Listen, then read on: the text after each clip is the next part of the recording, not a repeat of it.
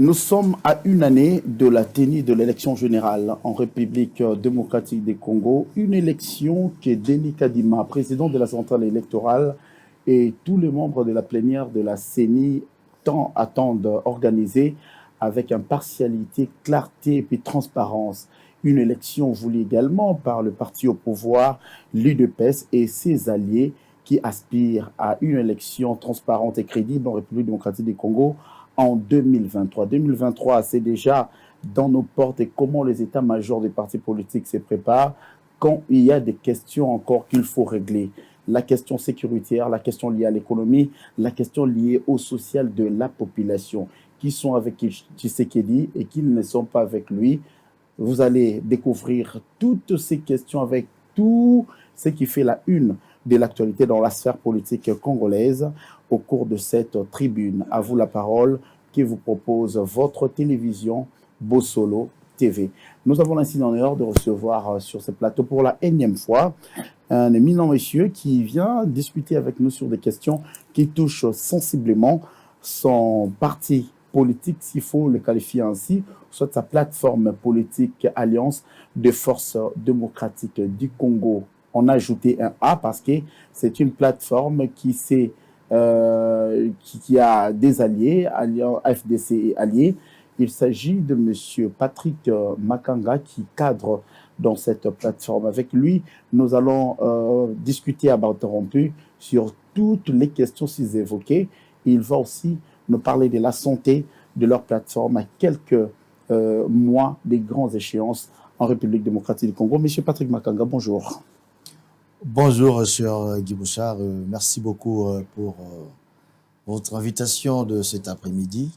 Nous osons croire avec notre modeste contribution, nous serons à la hauteur de donner à la population qui nous suive une mission beaucoup plus instructive et beaucoup plus technique pour que la population puisse en savoir beaucoup plus, parce que nous sommes en démocratie, on dit le peuple est souverain et la population a droit à l'information, et la vraie information, parce qu'il a donné son pouvoir, il a légué son pouvoir à des individus, à des personnalités qui constituent la classe dirigeante que nous avons aujourd'hui, étant donné que j'en fais partie des communicateurs, je fais partie des communicateurs et j'en fais partie.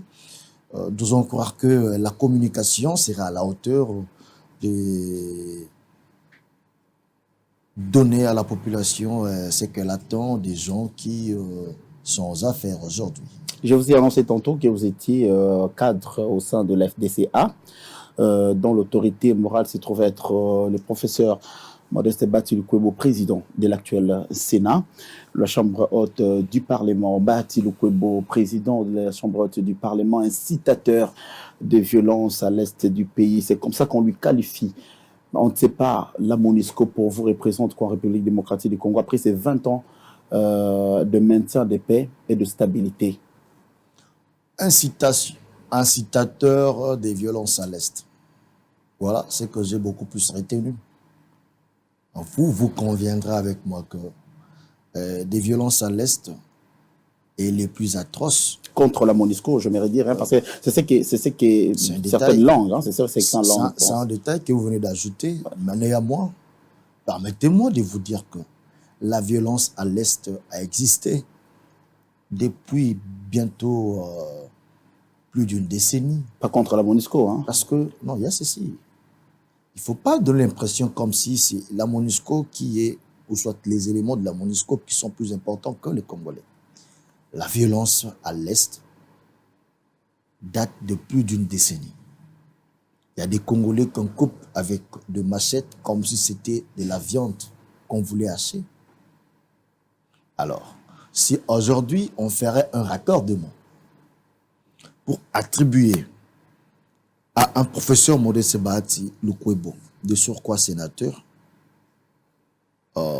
cette attitude, ou bien cette cascade d'incitateurs à la violence, je dirais purement que c'est de la mauvaise foi. C'est de la mauvaise foi. Parce que nous étions en face d'un sénateur en contact avec la base, qui est la population. Et la question idéale, c'était de savoir la présence de la MONUSCO, vous plaît ou pas. C'était ça la question idéale. Permettez d'abord que j'explique. Allez-y. Que je puisse circonscrire les cadres de cette question. Oui. Pour dire que un monsieur en face, avec la base, dans son fief, en plein vacances, en pleine vacances parlementaires, a émis une opinion, la population s'est exprimée. Moi, je ne vois pas en quoi le propos du professeur Modeste Bahati Lukwebo, je ne vois pas le lien ou soit les traits d'union entre ce qu'il lui a dit comme point de vue, a émis comme point de vue les désordres qui en ont suivi. Mais quel que soit le désordre, nous avons vu, nous avons entendu la position de la population de l'Est, qui du reste n'est plus d'avis de voir la présence de la MONUSCO. Non pas parce que ces gens-là ont de l'empathie avec la couleur bleue, ou soit la couleur blanche, mais c'est aussi parce que ils ont vu, malgré la présence des casques bleus, 22 années durant, mais ils n'ont pas pu avoir les résultats nécessaires, alors dans le sens à l'amélioration du vécu quotidien de cette population. Parce que, de par la mission, la MONUSCO, bien évidemment, une mission des Nations Unies en RDC, c'était pour la stabilisation, c'était pour la protection, c'était pour appuyer la République démocratique du Congo à assurer son intégrité territoriale. Des éléments ou une chose qui ne se justifie guère. Pourquoi? Parce que aujourd'hui, on a Bunagana occupé. Et aujourd'hui, comme il y a plusieurs années, plus d'une décennie, les Congolais se font massacrer.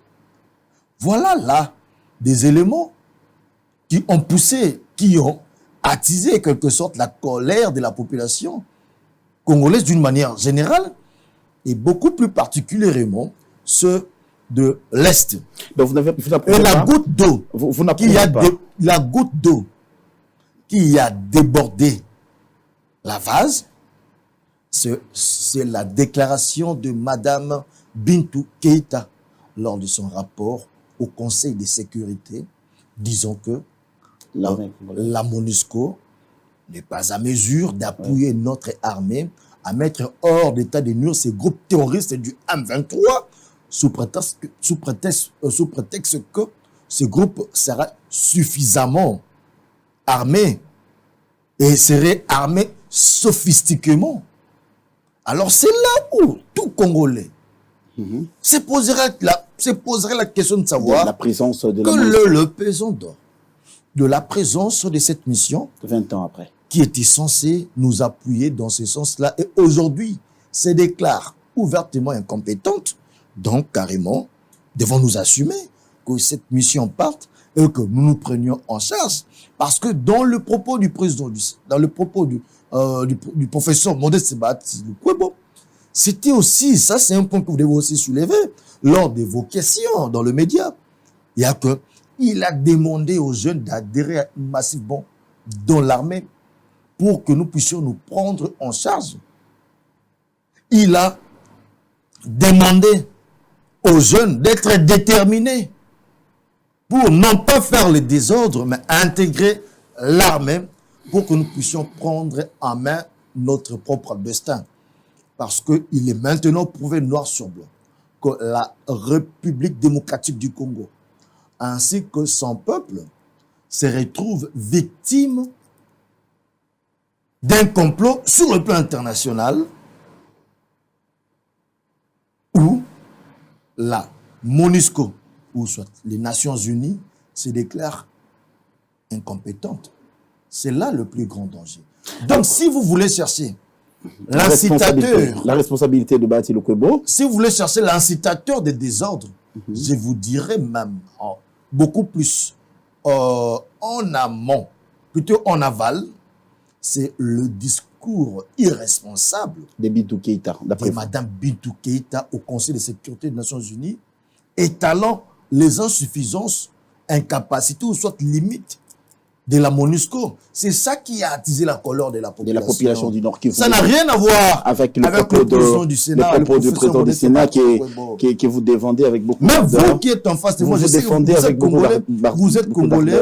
Vous êtes aussi David de cette mission. Monsieur Patrick Makanga, mon point de vue n'est pas dévoilé sur le plateau d'une émission que je vous reçois pour parler des questions qui vous concernent. Donc, les questions me reviennent. Monsieur Patrick Makanga, vous parlez de la MONUSCO 22 ans après, selon votre version, qui n'a pas apporté des résultats probants dans l'exercice de sa mission, et la goutte qui a déversé la vase, c'est par rapport aux propos de Bintou Keïta.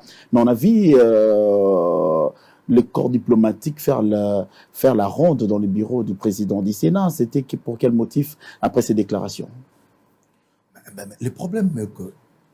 c'était pour éteindre le feu? La délégation constituée de Mme Bintou Keïta et M. Lacroix. Lacroix, oui.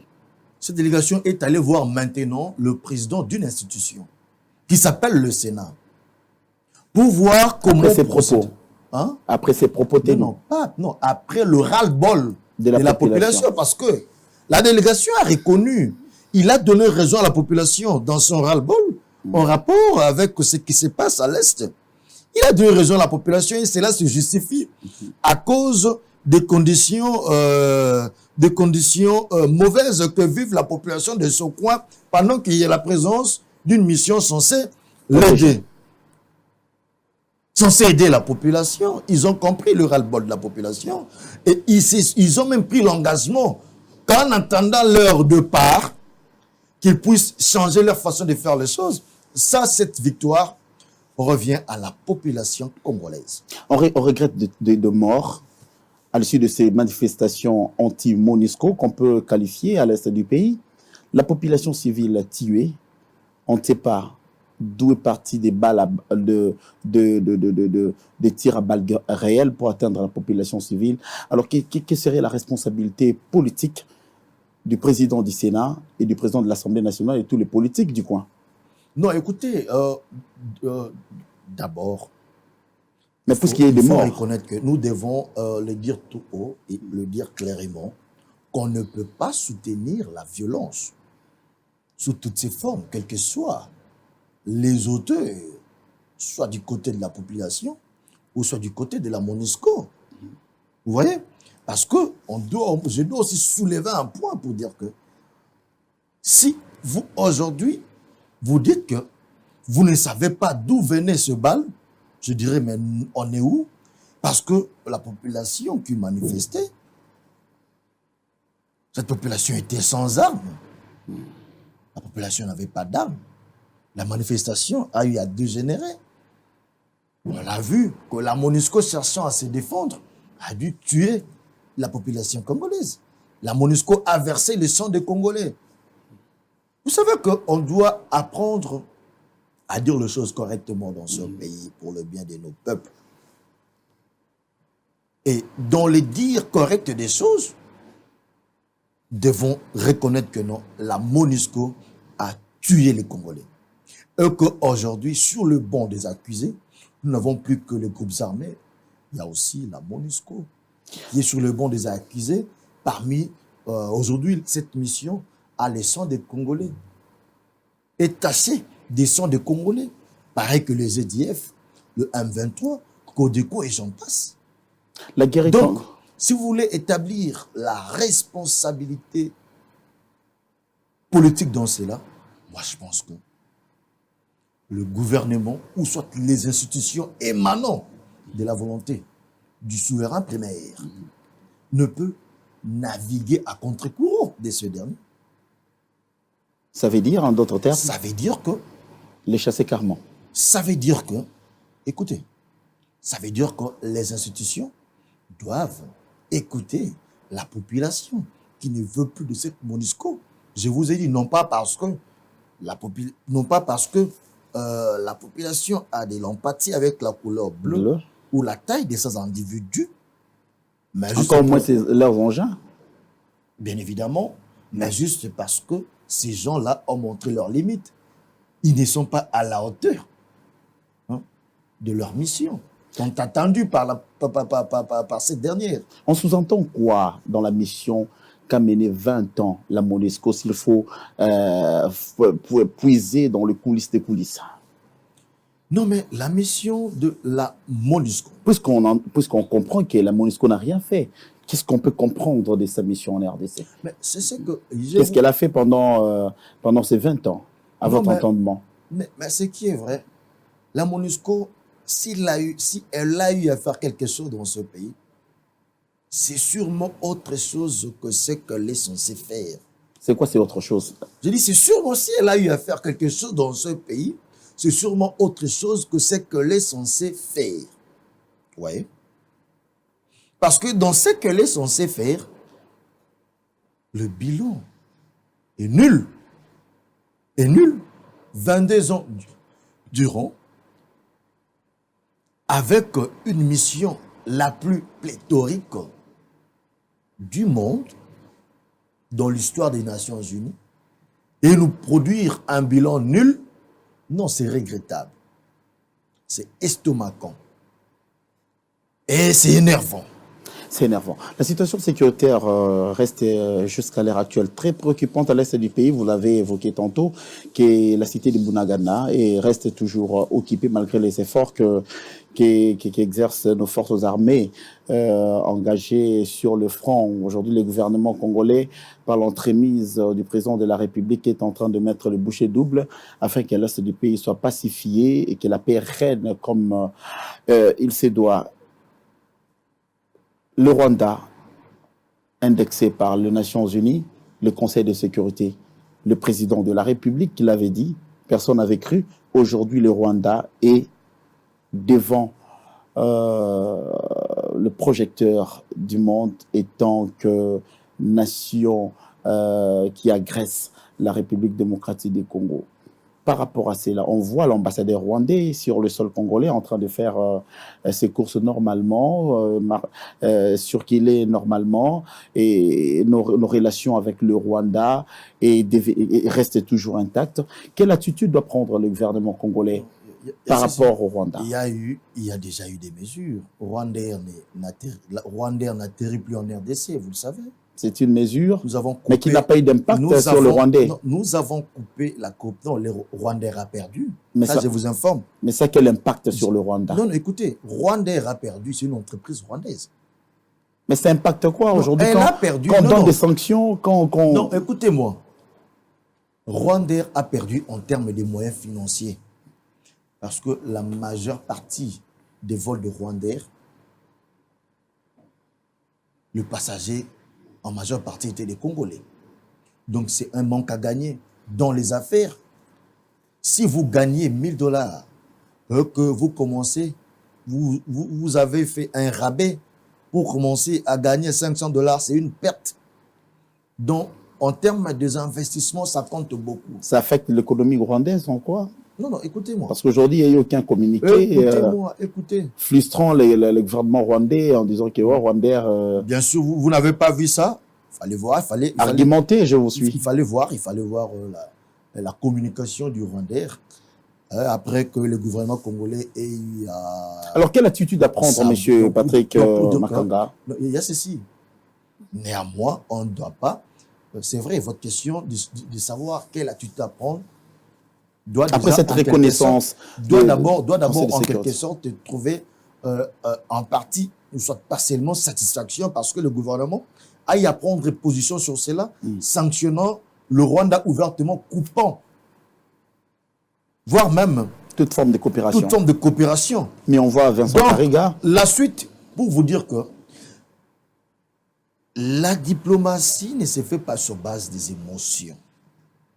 Ce n'est pas avec le coup de foudre ou soit la passion qu'on fait la diplomatie. La diplomatie nécessite des mondes de tact et savoir qu'à chaque avancée, vous obtiendrez tel résultat. Aujourd'hui, nous parlons du fait que les Nations Unies condamnent ouvertement le Rwanda, pointe du doigt au Rwanda. d'agresser la RDC par l'entremise du M23. Tout ça, c'est grâce à quoi? C'est grâce à une sorte de diplomatie mise en place par le chef de l'État. Agissante, oui. Oui, parce que vous vous souviendrez, quoi. Vous avez déjà eu à me recevoir ici sur ce plateau où on a eu à parler sur la diplomatie de l'actuel chef de l'État. Quand je vous ai dit tantôt que c'était une diplomatie agissante, ça vous a suscité beaucoup de questions et j'ai tenté de vous expliquer. Et aujourd'hui, je soulève encore un élément capital, majeur, où les Nations Unies ont pointé du doigt le Rwanda, où le Rwanda est mis à nu. Donc, pour dire quoi? Ça nécessitait une action diplomatique intelligente de la part du chef de l'État ainsi que le gouvernement pour que nous puissions arriver à ce stade-là. Donc, dans les jours à venir, je crois que certaines choses vont faire comment? Vont suivre. Oui. Le gouvernement est sur la bonne voie. Le chef de l'État, en tout cas, c'est un fin diplomate aujourd'hui, parce que aujourd'hui, plus que hier, déjà, les Nations Unies se sont exprimées. Moi, je pense que dans tout ça, la victoire, c'est cette population congolaise qui a placé sa confiance en la personne de l'actuel chef de l'État. C'est à cette population que revient cette victoire diplomatique et sur tout le plan. On a parlé d'une force régionale qui devrait faire front avec les forces armées de la République démocratique du Congo afin de contrer, de barrer la route à tous ces ennemis de la République démocratique du Congo qui font la guerre à la RDC. La force régionale, à votre attendement, telle que proposée au sommet de Nairobi, était une option que le gouvernement devrait prendre à bras le corps ou ça c'était à réfléchir deux fois? Non, mais ce qui est vrai. Puisqu'on connaît déjà l'ennemi. On connaît déjà, le Rwandais est là, et c'est lui qui est en train de pousser. Ce qui est vrai, on doit reconnaître certains faits. Il y a que... Quand nous parlons, je vous ai parlé au départ d'une complicité où est victime la RDC et sa population. Donc, il y a un complot. Oui, il y a les complices de complot. Donc, il y a un complot sur le plan international. Il y a les complices qui accompagnent les complots pour nuire à la RDC. Entre autres, il y a le Rwanda, il y a l'Ouganda, il y a le Burundi, qui, eux, servent des complices du complot sur le plan international et pensent que les miettes qu'ils bénéficient, les miettes qu'ils tirent de cette histoire leur suffisent. Or, en réalité, ces gens travaillent au détriment même du développement de notre région, sans le savoir. Ce sont aujourd'hui ce pays-là, convoiteur de nos ressources naturelles. On sait qu'il y a, sur le plan international, il existe des ténors de cela. Ils oublient que l'instabilité qui sévit dans la partie est de notre pays défavorise même l'intégration régionale et le développement de l'Afrique centrale.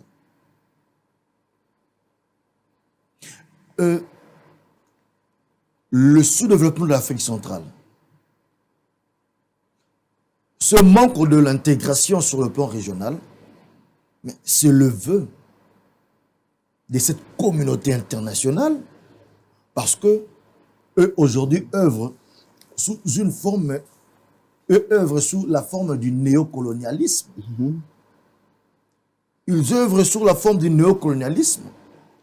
Ils nous ont donné une indépendance déclarative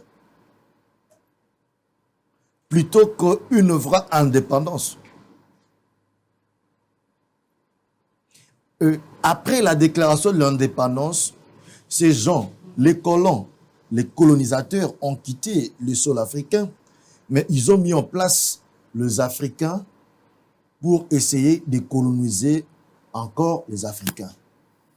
C'est une histoire que nous, Africains que nous sommes, devrions en principe prendre conscience, et étant donné que nous avons tous une histoire commune, ce serait les coudes que nous avancions ensemble, parce que face à ces processus, parallèlement à ce processus de la mondialisation, l'intégration régionale revêt plus que jamais un caractère critique pour le développement de notre Afrique. Et que, aujourd'hui, on doit savoir que des questions régionales et d'ordre géopolitique. Quand nous parlons, nous abordons cela d'ordre géopolitique, nous devons savoir que cela nous renvoie à nouer de liens, ou soit à une sorte d'interdépendance sur le plan politique, sur le plan économique et sur le plan organisationnel, ou soit culturel. Les Africains doivent savoir que, surtout nous de la région, parce que notre région est la région la sous-développée de toute l'Afrique. Parce que l'Afrique de l'Ouest est au-dessus de nous. N'en parlons pas de l'Afrique Maghreb et autres, j'en passe. L'Afrique du Sud, n'en parlons même pas. Mais voilà l'état où on se trouve. Parce que l'avenir de notre région dépend de sa capacité à créer ou soit renouer des liens de confiance entre populations, entre institutions et entre organisations de par des dynamiques régionales et des actions transfrontalières concrètes. Ce sont là même de préalables pour la stabilité de notre région. La situation de l'Est de la République démocratique du Congo ne profite pas à la région tout entière. Ça nous défavorise. Les Africains, on doit prendre conscience. Nous devons prendre conscience. Nous devons honorer la mémoire de Kwame Nkrumah. Nous devons honorer la mémoire de Patrice Emery Lumumba, qui ont vu que nous, les Africains que nous sommes, nous devrions vivre ensemble comme des frères. Ne pas céder au dictat des gens qui ne veulent que notre malheur. Et aujourd'hui, le Rwanda se sent à l'aise d'être le complice de ces détracteurs sur le plan international pour nuire à la RDC, oubliant qu'il nuit à toute la région, il nuit à toute l'Afrique centrale, ainsi que d'autres pays qui instrumentalisent des groupes rebelles en République démocratique du Congo. Nous devons prendre conscience. Nous suivons M. Patrick Makanga, cadre de l'FDC, avec une lecture assez objective de la situation sécuritaire qui sévit à l'est de la République démocratique du Congo. Vous suivez, à vous la parole. Dossier bloc pétrolier, M. Patrick Makanga, vous êtes en République démocratique du Congo. Vous avez vu l'initiative du ministre des Hydrocarbures, Didier Boudimou. Après bien vu, c'était opportun de lancer cette offre des blocs pétroliers. Mais nous sommes parmi ceux qui se plaignent. Nous nous plaignons sur le fait que nous avons une économie extravertie. On se plaint de quoi? Nous nous plaignons. Moi, je me plains. 2 fois. Parce que mon pays, ma patrie adorée, la République démocratique du Congo, a une économie extravertie. Mon pays, la RDC, est doublement importateur. Nous importons l'énergie. Nous importons les produits alimentaires. Mais ce n'est pas à la RDC d'exploiter tous ces blocs pétroliers. Ceux qui ont souscrit, pour la plupart des cas, sont des étrangers. Non. Ils viendront faire du pétrole, s'enrichir et puis partir. Tout ce que nous voulons, c'est quoi? Nous avons nos ressources naturelles. Qui seront exploitées par les expatriés. Non, non, il y a ceci. Tout ce que nous avons voulu, c'est un partenariat gagnant, gagnant dans le respect de l'art. Mais vous gagnez à quelle hauteur? Oui, non, écoutez-moi. D'abord, je soulève un élément. Si aujourd'hui la République démocratique du Congo obtient son indépendance, parce qu'ils ne sont pas indépendants sur cet aspect, si nous obtenons notre indépendance sur le plan énergétique, c'est déjà de prouesse. Il n'y a que notre consommation sur le plan national sera améliorée. Sera couvert par la production sur le plan national, quelle que soit la nature des personnes qui exploitent.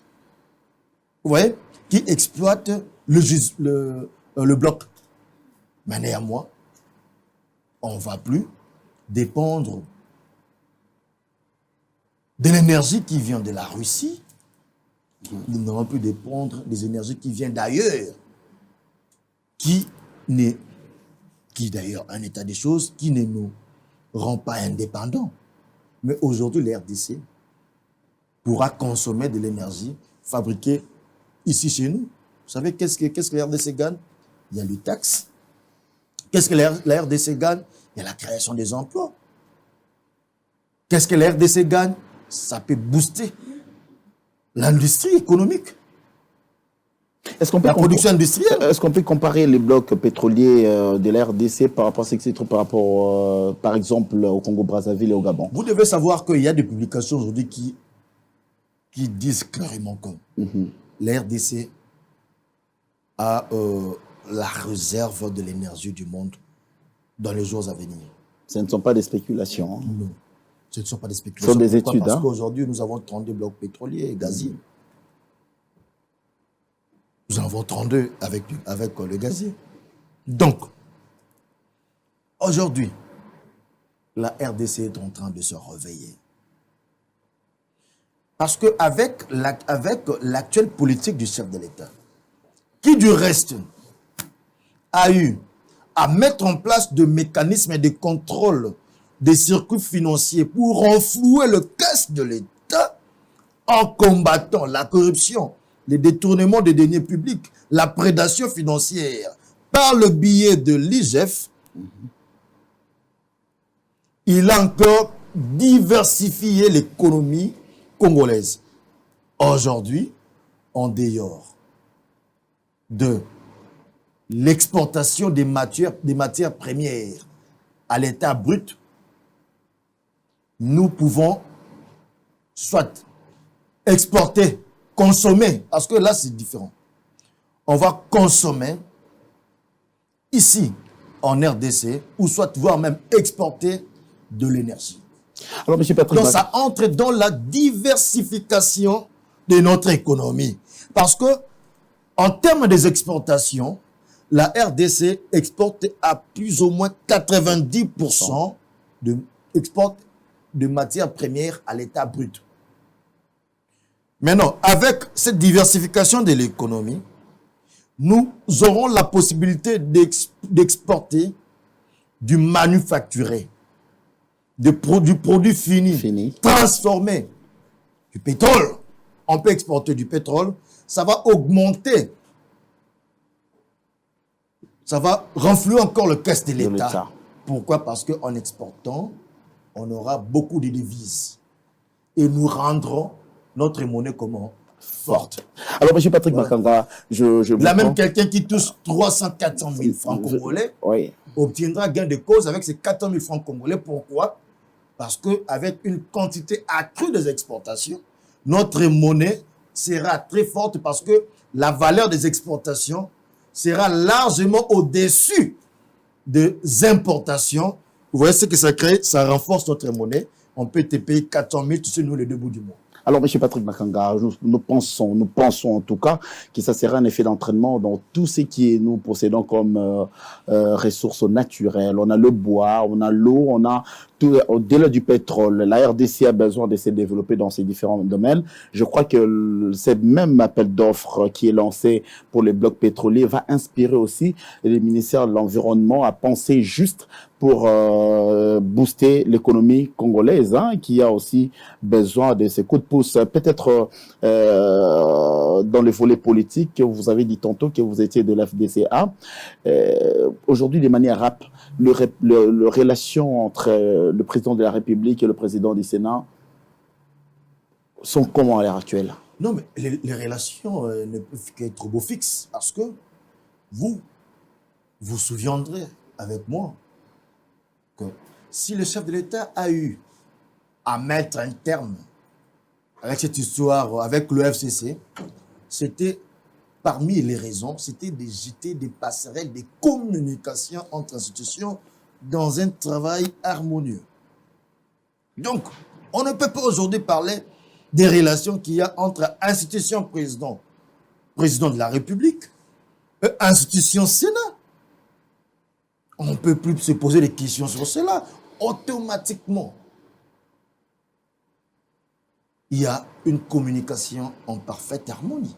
Alors aujourd'hui, vous êtes toujours d'avis que l'FDC, il n'y a pas que le Sénat, l'FDC l'Assemblée nationale, et le toutes les gouvernement, institutions, toutes les institutions du pays. l'FDC soutient la candidature de Félix Tshisekedi en 2023. C'est Oui, ça. bien évidemment. Mais d'après vous, c'est qui les Maradona de la politique congolaise? Donc, il faut essayer un peu de... Quand vous parlez de Maradona, vous faites allusion à quoi concrètement? Il faut m'expliciter. Non, je vous pose la question. L'expression Maradona. Parce que ce sont des expressions qu'on n'utilise pas en politique. En politique. Hein. Donc, parce qu'on a eu à lire beaucoup de manuels. Vous connaissez Maradona? Moi, je n'ai pas vu. Vous avez connu Maradona en politique. Vous avez connu Maradona? Moi, peut-être. Est-ce que vous avez connu Maradona? Bien sûr que Sa oui. spécialité, c'était quoi sur terrain? C'était un bon joueur. Qui driblait. C'était un bon dribbleur. Qui driblait les adversaires pour faire gagner son équipe. Vous en connaissez en politique congolaise? En tout cas, je dois avoir le temps de réfléchir sur toutes les têtes de la politique en RDC. Peut-être qui, moi. Mais je ne sais pas trop. Donnez-moi le temps de réfléchir. Tu veux que je réfléchisse haute voix sur ce plateau? Ça nous prendra beaucoup de temps. Je parle de qui? Martin Fayoulou. En tout cas, il faudrait beaucoup de temps pour vous répondre quant à ce. Mais néanmoins, les gros, c'est ne pas faire gagner une équipe. Ce n'est pas de faire gagner un groupe d'individus, mais c'est d'être même un Maradona pour faire gagner la population congolaise. Pourquoi? Parce que c'est elle qui est souveraine. Et si je dois qualifier des Maradona en politique de notre pays, ça doit être les chefs de l'État qui dribblent tous les détracteurs de la RDC pour faire gagner la population congolaise. Patrick Makanga, merci d'avoir répondu à notre invitation. Vous avez suivi à vous la parole à Paris, à Bruxelles, vous avez suivi à Washington. C'était Patrick Makanga, cadre de l'Alliance des forces démocratiques pour le Congo. Nous avons abordé du Congo, nous avons abordé les points relatifs à la situation sécuritaire à l'est du pays, le bloc pétrolier, mais également la question qui touche sensiblement la crise entre la RDC et la mission onusienne en République démocratique du Congo. Restez fidèles dans ce programme de votre télévision de vérité, Bossolo Télévision. Au revoir.